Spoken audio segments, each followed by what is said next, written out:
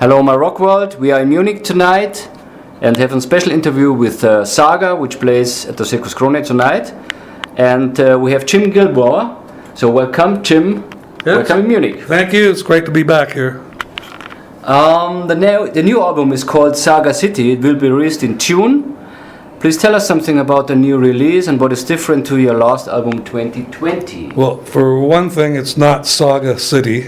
It has nothing to do with Saga or city.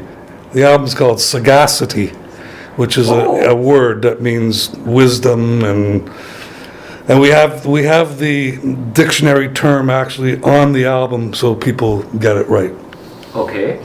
And tell us a little bit about the process of the album. Which kind of songs? Which kind of how was the writing? How you done the things together, or is it just coming in from one or two guys? No, we usually all write individually, and then for this album we listened to everyone's parts. Yes. And then we picked the ones that we're looking for, and then this album we rented a cottage in the Canadian wilderness, and, cool. And we did the arrangements there, and actually did some recording there, and I did vocals there, did solos there, so it actually happened pretty fast.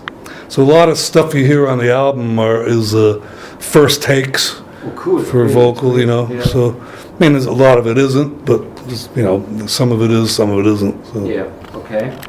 Saga has been formed in 1978. There are 22 studio albums and lots of live albums available.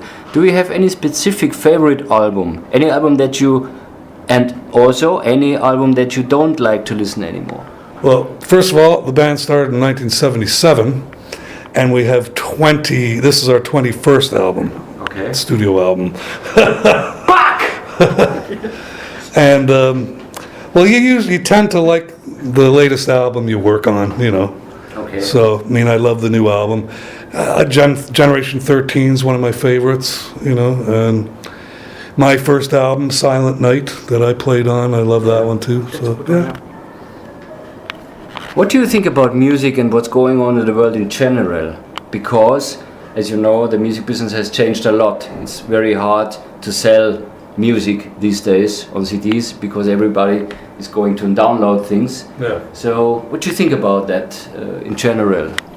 Well, as a musician, as a famous musician. As a musician, I mean, it's hurt the business, obviously, and even touring, everyone has to tour, so to make a living. So, and that's oversaturated now because everyone's touring. So. Yeah.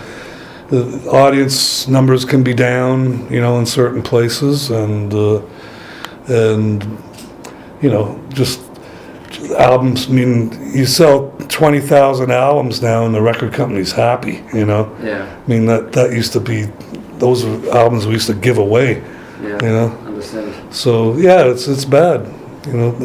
There's a lot of music out there now, though, because people are doing recordings at home, and there's a lot of bad music out there, so it's a lot of times it's hard to find the good stuff because there's so much out there. And the new album will be released on vinyl? That's what I heard. Yeah. That's great. Yeah. You have lots of vinyl fans at myRockworld. Yeah, I think that's part of the package they're doing. That's great.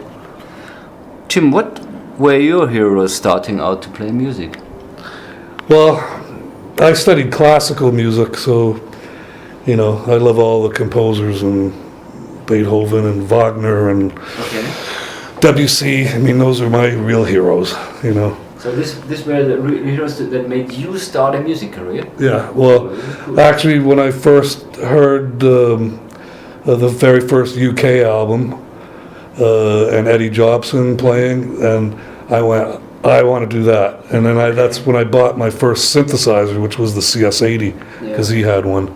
So, and I met him a few weeks ago on the cruise, and he knows all about me, and this is cool. Yeah. So we were talking and stuff. So that was nice. This is cool. Is there anything you haven't done yet musically, and you think, oh, one day I really love to do that?